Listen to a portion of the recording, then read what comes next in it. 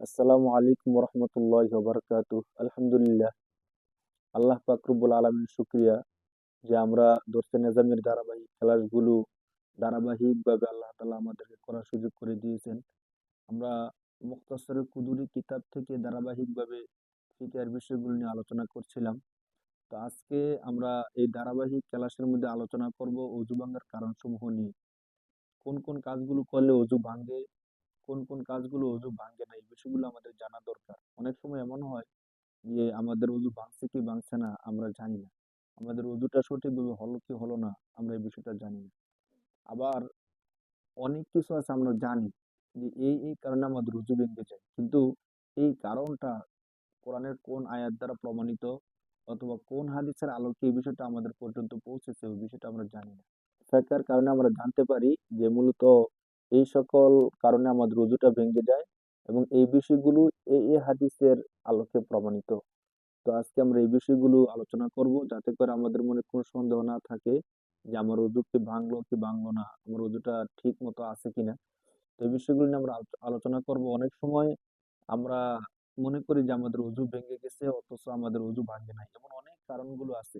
যেমন বড় করে বলা যায়, যদি আমাদের কারো কাপড় রানের উপর উঠে যায় বা সতর খুলে যায় নামাজের বাইরে, তখন আমরা মনে করি যে আমাদের ওযু মনে হয় ভেঙে গেছে।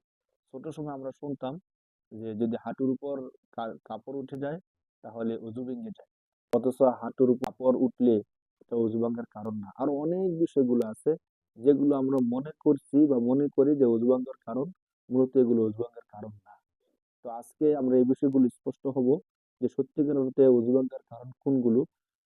মুখতাসার কুদুরের লেখক এখানে পাঁচটা বিষয় নিয়ে আলোচনা করবেন, যে এই পাঁচটা বিষয় যদি আমাদের মধ্যে দেখা দেয় তাহলে আমাদের অজু ভেঙে যাবে। তো আমরা আরো কিছু বিষয় তার সাথে সংযোজন করার চেষ্টা করবো ইনশাআল্লাহ, এবং দলিলের আলোকে আমরা বোঝার চেষ্টা করব যে সত্যিকার অর্থে কোন কোন বিষয়গুলো আমাদের অজুকে ভেঙে দেয়। মুসতানিব রহমতুল্লাহি আলাইহি বলেন, ওয়াল মাআনি নাকিযাতু লিল ওযুই, ওযু ভেঙে যাওয়ার কারণ সমূহ। এর মধ্যে এক নম্বরে তিনি আলোচনা করেছেন কুল্লু মা খরাজা মিনাস সাবিলাইন।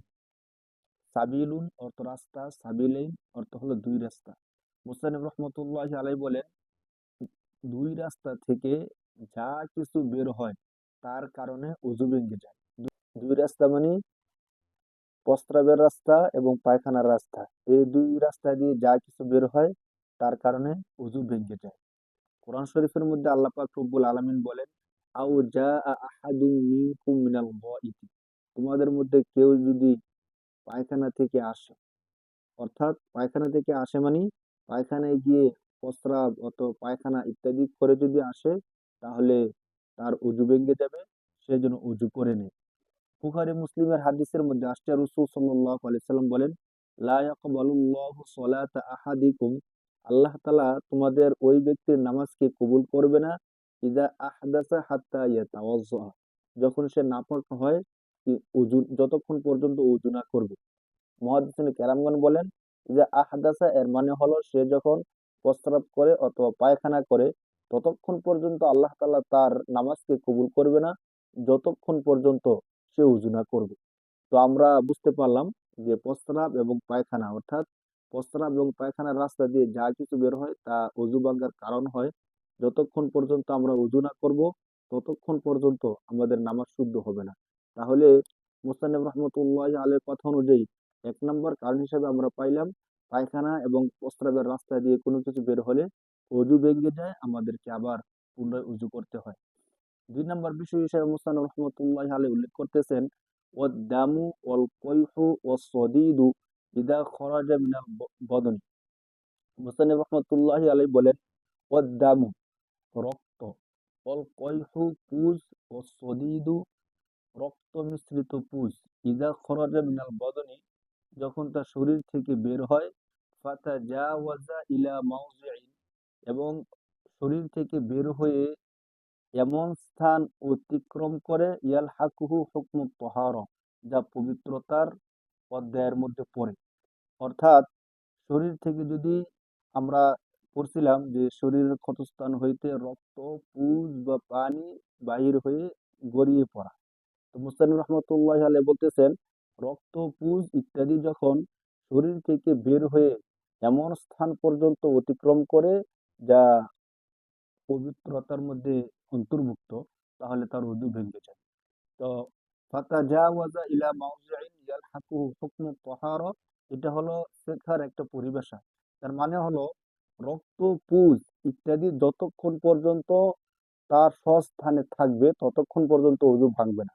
কিন্তু যখন সেটা তার স্থান থেকে বের হয়ে ওযুর হুকুমের অন্তর্ভুক্ত হয়ে যাবে, অর্থাৎ এমন স্থান পর্যন্ত চলে যাবে যেখানে গেলে ওযুর হুকুমের মধ্যে পড়ে, তখন তার ওযুটা ভেঙে যাবে। যেমন আমার ক্ষতস্থানের মধ্যে পুজ আছে, আমার ওযু ভাঙার কারণ না, কিন্তু আমি যখন সেটাকে তার স্বস্থান থেকে বের করলাম, সেটা গড়ায়া সামনে চলে গেল, তখন আমাকে অবশ্যই উযু করতে হবে, কেননা আমার উযুটা তখন ভেঙে গেছে। তো আমরা বুঝলাম রক্ত, পুজ বা পানি এগুলো যখন শরীর থেকে বের হয়ে গড়াইয়া পড়ে, তখন আমাদের অজু ভেঙে যায় এবং তখন আমাদেরকে অজু করতে হয়। অনেক সময় এমন হয় যে আমার শরীর থেকে একটু রক্ত বের হলো, আমি মুছে ফেললাম, আবার বের হলো, আবার মুছে ফেললাম। যদি এমন হয় যে আমি মুছতে মুছতে এক পর্যায়ে এমন হলো যে সবগুলো রক্ত যদি একত্রিত করা হতো, তাহলে গড়িয়ে অনেক দূর পর্যন্ত যেত, তাহলে অজু ভেঙে যেত। আর যদি সেটা এত অল্প হয় যে আমি যদি না ধরতাম, তাহলে তার সস্তানে শুকিয়ে যেত, এখানেই থাকতো, গড়ায় পড়তো না, তাহলে অজু ভাঙবে না। অজু রক্ত বের হলে অজু ভেঙে যায়, এর প্রমাণস্বরূপ হাদিসের মধ্যে আসছে যে হযরত ইবনু ওমর রাদিয়াল্লাহু তাআলা আনহু, হযরত আলী রাদিয়াল্লাহু তাআলা আনহু যখন রক্ত বের হতো তখন তারা ওযু করতেন। হযরত ইবনু ওমর রাদিয়াল্লাহু তাআলা আনহুর ব্যাপারে আসছে কানা ইদা দামিয়া তাওয়াজ্জা। মুসান্নিফে আব্দুর রাজ্জাকের মধ্যে আসছে যে ইবনু উমর রাদিয়াল্লাহু তাআলা আনহু যখন তার থেকে রক্ত বের হতো তখন তিনি ওযু করতেন। এবং আলী রাদিয়াল্লাহু তাআলা আনহু থেকে আসছে যে কানা ইযা দামিয়া তাওয়াজ্জা। মুসান্নিফ ইবনে আবি শাইবার মধ্যে আসছে যে যখন শরীর থেকে রক্ত বের হতো হযরত আলী রাদিয়াল্লাহু তাআলা আনহু তখন ওযু করতেন। তো সাহাবায়ে কেরাম যে আমলটা করছেন অবশ্যই রাসূল সাল্লাল্লাহু আলাইহি সাল্লাম থেকে দেখেই আমলটা করছেন। তো এর দ্বারা প্রমাণিত হয় শরীর থেকে যদি রক্ত বের হয় অথবা পুজ বের হয়, তখন ওযু ভেঙে যায়, তাকে নতুন করে ওযু করতে হয়। ৩ নম্বরে মুসান্নিফ রাহমাতুল্লাহি আলাইহি আলোচনা করতেছেন ওয়াল কয়উ ইযা কানা মালাউল ফাম। বমি যখন মুখ ভরে বমি বের হয়, তখন তাকে ওযু করতে হয়। অর্থাৎ আমাদের যখন অল্প বমি হয় তখন ওযু করতে হয় না, কিন্তু মুখ ভরে যখন বমি আসে তখন তাকে অবশ্যই ওযু করতে হয়। হাদিস শরীফের মধ্যে আসছে যে আবু দারদা রাদিয়াল্লাহু তাআলা আনহু থেকে আন্না রাসূলুল্লাহ সাল্লাল্লাহু আলাইহি ওয়াসাল্লাম তিনি বলেন যে রাসূল সাল্লাল্লাহু আলাইহি সাল্লাম বমি করলেন, ফাতাওয়াজ্জা, অতঃপর তিনি কি করলেন? ওযু করলেন। তো ফালাকিতু সাওবান ফি মসজিদ দিমাশক, তিনি বলেন যে আমি সাওবান রাদিয়াল্লাহু তাআলা আনহুকে দামেস্কের মসজিদের মধ্যে দেখলাম, সাক্ষাৎ করলাম। ফাযাকারতু যালিকা লাহু, আমি সাওবান রাদিয়াল্লাহু তাআলা আনহুকে বললাম যে আল্লাহ রাসূল সাল্লাল্লাহু আলাইহি সাল্লাম কি বমি হলে ওযু করতেন? তখন তিনি বললেন, সদাকা, হ্যাঁ, আপনি সত্য বলছেন। রাসূল সাল্লাল্লাহু আলাইহি সাল্লাম বমি করলে ওযু করতেন। আনা সাবাবতু লাহু ওযুআহু, শুধু এতটুক না, রাসূল সাল্লাল্লাহু আলাইহি সাল্লাম বমি করছেন, ওযু করছেন, আমি স্বয়ং তার পানি ঢেলে দিয়েছি।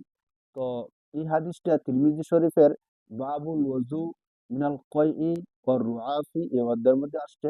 তো এই হাদিস প্রমাণ করে যে যদি মুখ ভরে বমি হয় তাহলে ওযু করতে হয়। কারণ রাসূল সাল্লাল্লাহু আলাইহি সাল্লাম বমি করছেন, ওযু করছেন, এই হাদিস থেকে প্রমাণ। এরপরে মুস্তানদ রহমতুল্লাহি আলাইহি যে বিষয়টা উল্লেখ করতেছেন সেটা হলো নাউম, ঘুম। যদি কেউ ঘুমিয়ে যায় তাহলে তাকে ওযু করতে হয়। তো মুস্তানদ রহমতুল্লাহি আলাইহি বলতেছেন নাউমু মুদতাজিআন আও মুত্তাকিআন আও মুস্তানিদান ইলা শাইইন, কোন ব্যক্তি যদি শুয়ে ঘুমায় অথবা কোনো কিছুতে ভর দিয়ে বা ঠেস দিয়ে, এমন জিনিসের মধ্যে ভর বা ঠেস দিয়ে ঘুমায়, লাউ উজিলা লাসাকাতা আনহু, যে জিনিসের মধ্যে ভর দিয়ে ঘুমিয়েছে ওই জিনিসটি যদি তার থেকে সরিয়ে নেওয়া হয় তাহলে সে পড়ে যাবে। যদি এমত অবস্থায় ঘুমায় তাহলে তার ওযু ভেঙে যাবে। এ কথা কেন বলতে হলো? সাধারণ যে ঘুম, এই ঘুমের কারণে কারো ওযু ভাঙে না। যখন গভীর ঘুম হয় তখন তার ওযুটা ভেঙে যায়। তো গভীর ঘুম হলে ওযুটা কেন ভেঙে যায়? কারণ হাদিসের মধ্যে আসছে যে আলী রাদিয়াল্লাহু তাআলা আনহু বলেন বিকাহু সাহি আল আইনান ফামান নামা ফালিয়াতাওয়াজ্জা। মলদ্বারের বন্ধনী হলো চোখ। চোখ যখন খোলা থাকে তখন মলদ্বারগুলো মানুষের নিয়ন্ত্রণে থাকে। কারণ আরেক হাদিসের মধ্যে আসছে, রাসূল সাল্লাল্লাহু আলাইহি সাল্লাম বলেন যে আন্নাল ওযু লা ইয়াজিবু ইল্লা আলা মান নামা মুজতাজিআন, যে কেবলমাত্র কোন ব্যক্তি যদি শুয়ে ঘুমায় তখন তার উপর উযু করা ওয়াজিব হয়। কেন? ফাইন্নাহু ইযা তাজা ইস্তারাখাত মাফাসিলুহু, কেন সে যখন শুয়ে ঘুমায় তখন তার যে রগগুলো আছে ওই রগগুলো ঢিলে হয়ে যায়, তখন বাতাস বের হয়েছে কি হয়েছে না সে আর নিশ্চিত হতে পারে না। কিন্তু কোনো ব্যক্তি যদি বসে ঘুমায় অথবা নামাজরত অবস্থার মধ্যে ঘুমায় তখন তার আর উযু ভাঙে না। কেন? কারণ আনাস রাদিয়াল্লাহু তাআলা আনহু থেকে হাদিস আসছে যে কানা আসহাবু রাসূলিল্লাহি সাল্লাল্লাহু আলাইহি সাল্লাম ইয়ানতাজিরুনাল ইশা আল আখিরা। ঈশা আল আখিরা মানে শেষ ঈশা। মাগরিবকে তারা প্রথম ঈশা এবং এশার নামাজকে তারা শেষ ঈশা বলতো। তো আনাস রাদিয়াল্লাহু তাআলা আনহু বলেন যে সাহাবায়ে কেরামের অবস্থা এমন হতো যে তারা এশার নামাজ পড়ার জন্য মসজিদের মধ্যে অপেক্ষা করতে থাকতেন। অপেক্ষা করতে করতে হাত্তা তাখফিকু রুউসুহুম, এমনকি ঘুমে তাদের মাথা ঢলে পড়তো। তো তাদের মাথা ঢুলে পড়তো, অতঃপর রাসূল সাল্লাল্লাহু আলাইহি ওয়াসাল্লাম আসতেন, সুম্মা ইউসাল্লুনা, নামাজ পড়তেন, ওয়ালা ইয়াতাওয়াজ্জাউনা, কিন্তু তারা কি করতেন না, উযু করতেন না। আবু দাউদ এবং তিরমিজি শরীফের বাবুন ফিল ওযু মিনান নাওমি, এই অধ্যায়ের মধ্যে হাদিসটা আসছে। তো এতটুকু আলোচনার মাধ্যমে আমরা বুঝতে পারলাম যে মুসান্নিফ বললেন যে এমন জিনিসের মধ্যে যদি ভর দেয় যে জিনিস সরিয়ে নিলে সে পড়ে যাবে তাহলে তাকে উযু করতে হবে, নয়তো সাধারণ ঘুমের কারণে উযু করতে হবে না। কেউ যদি শুয়ে ঘুমায় তাহলে তাকে উযু করতে হবে, কেননা সাধারণ ঘুম বসে ঘুমাইলে অথবা নামাজরত অবস্থার মধ্যে ঘুমালে তাকে উযু করতে হবে না। তাহলে আমরা বুঝতে পারলাম যে গভীর ঘুম হলো মূলত অজু ভাঙ্গার কারণ, সাধারণ ঘুম অজু ভাঙ্গার কারণ না। মুসলিম শরীফের হাদিসের মধ্যে আসছে, রাসূল সাল্লাল্লাহু আলাইহি সাল্লাম বলেন, আবু হুরায়রা রাদিয়াল্লাহু তাআলা আনহু থেকে বর্ণিত, ইযা নামা আহাদুকুম, তোমাদের কেউ যখন ঘুমিয়ে পড়ে, ফালা ইউসাল্লু হাত্তা ইয়াতাওয়াজ্জা, সে যেন নামাজ না পড়ে যতক্ষণ পর্যন্ত ওযু না করে। এই হাদিস প্রমাণ যে কেউ যদি ঘুমিয়ে যায় তাহলে তার ওযু ভেঙে যাবে। এরপরে মুসান্নিফ রাহমাতুল্লাহি আলাইহি আলোচনা করতেছেন, অল গলাবাতু আলাল আকলি বিল ইগমাই ওয়াল জুনুনি, যদি বুদ্ধির উপর কোনো কিছু প্রবল হয়ে যায়, অর্থাৎ জ্ঞান বুদ্ধি যদি নষ্ট হয়ে যায়, বিল ইগমাই ওয়াল জুনুনি, অজ্ঞান হয়ে গেল অথবা জুনুন পাগল হয়ে গেল, অচেতন হয়ে গেল, পাগল, মাতাল, অচেতন ইত্যাদি উযু ভাঙ্গার কারণ। তো মুসান্নিফ রহমতুল্লাহি আলাইহি এখানে এসে আলোচনা করলেন যে পাগল, মাতাল, অচেতন হয়ে গেলে মানুষের উযু ভেঙে যায়। বুখারী এবং মুসলিম শরীফের হাদিসের মধ্যে আসছে, হযরত আবু হুরায়রা রাদিয়াল্লাহু তাআলা আনহু থেকে তিনি বলেন, ইদা ফাকাদা আহাদুকুমুল আকলা, যখন তোমাদের কারো জ্ঞান নষ্ট হয়ে যায়, আসাবাহু শুকরুন, অথবা মাতাল বা পাগল ইত্যাদি হয়ে যায়, ফালা সলাতা ইল্লা বিউযুইন বাদাহু, উযু করার পূর্বে যেন সে নামাজ আদায় না করে। বুখারী এবং মুসলিম। এই হাদিসের আলোকে বোঝা যায় যে পাগল, মাতাল, অচেতন হইলে উযু করতে হবে, তখন উযু ভেঙে যাবে। এরপরে মুসান্নিফ রহমতুল্লাহি আলাইহি গুরুত্বপূর্ণ একটা বিষয় নিয়ে আলোচনা করতেছেন যে অল কহকহাতু ফি কুল্লি সলাতিন যাতি রুকুইন ও সুজুদিন। কহকহা হলো অট্টহাসি। কোনো ব্যক্তি যদি রুকু এবং সেজদা বিশিষ্ট নামাজের মধ্যে কহকহা তথা অট্টহাসি দেয় তখনও তার নামাজ ভেঙে যাবে। তো অট্টহাসি, যেহেতু এখানে অট্টহাসির বিষয়টা আসছে আমরা একটু বলি। মূলত হাসি তিন প্রকার: তাবাসসুম, দিহকুন, কহকহাতুন।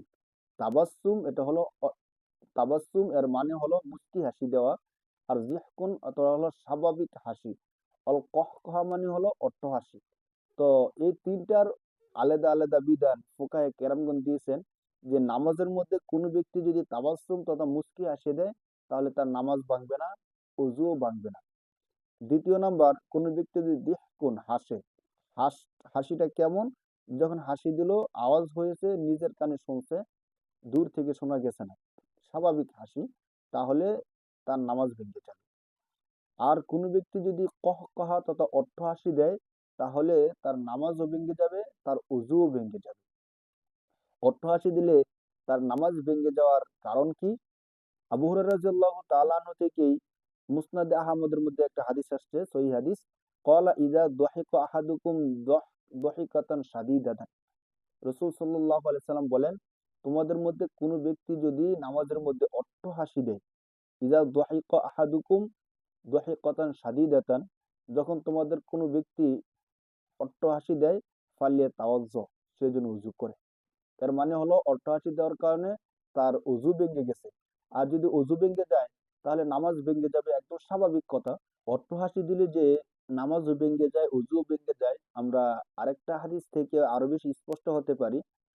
সুনানে বাইহাকির মধ্যে বাবু তারকুল ওযু মিনাল কাহকাহাতি ফিস সালাতি, এই অধ্যায়ের মধ্যে আরেকটা হাদিস আসছে, যে হাদিসটা একদম স্পষ্ট করে দেয় যে অট্টহাসি দিলে নামাজও ভেঙে যায়, অজুও ভেঙে যায়। হাদিসের মধ্যে আসছে যে আন্নান নবিয়্য সাল্লাল্লাহু আলাইহি সাল্লাম কানা ইউসাল্লি বিন নাস, রাসূল সাল্লাল্লাহু আলাইহি সাল্লাম সাহাবায়ে কেরামকে নিয়ে নামাজ আদায় করতেছিলেন। ফাদাখালা আ'মা, তখন একজন অন্ধ ব্যক্তি মসজিদের মধ্যে প্রবেশ করলেন।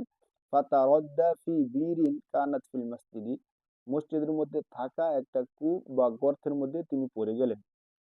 ফাদাহিকা তাওয়াইফু মান কানা খালফান নবী সাল্লাল্লাহু আলাইহি সাল্লাম ফি সালাতিহিম, তখন রাসূল সাল্লাল্লাহু আলাইহি সাল্লামের পিছনে যারা নামাজ পড়তেছিলেন তারা এই দৃশ্য দেখে হেসে দিলেন।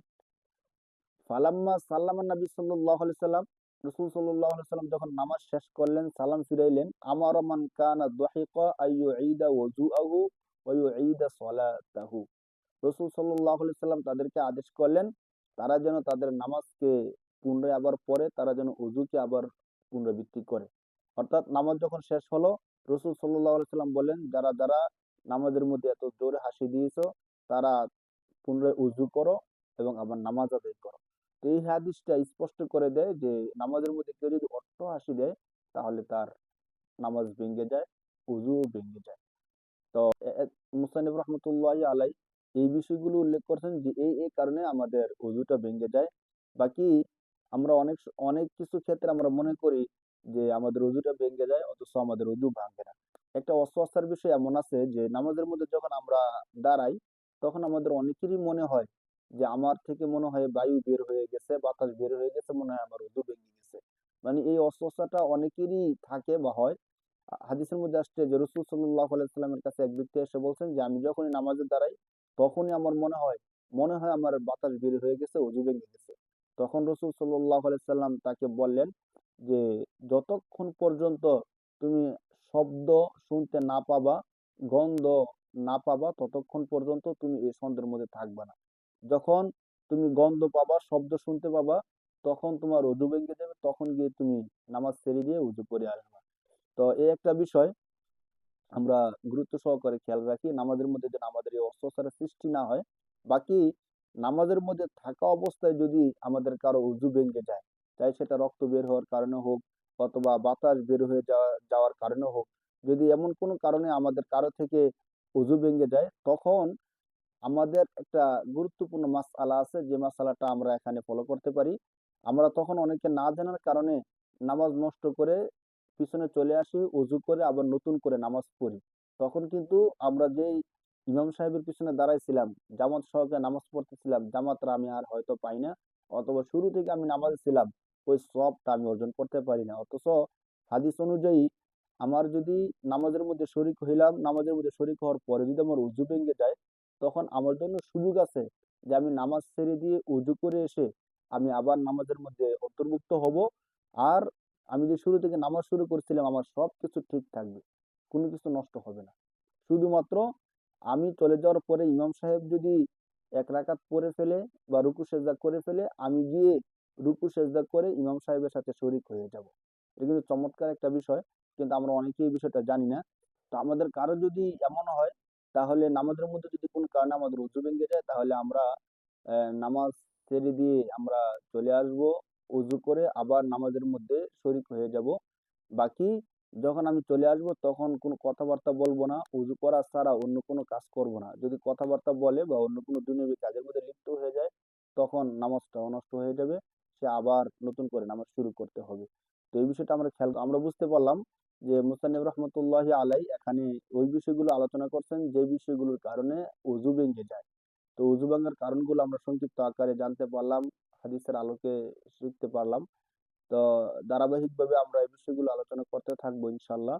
আল্লাহ তাআলা আমাদেরকে কোরআন হাদিসের আলোকে বিষয়গুলো জানার তৌফিক দান করুক, যেন আমরা আমাদের আমলগুলো সুন্দরভাবে শুদ্ধভাবে করতে পারি। আল্লাহ তাআলা তৌফিক দান করুক। আমিন।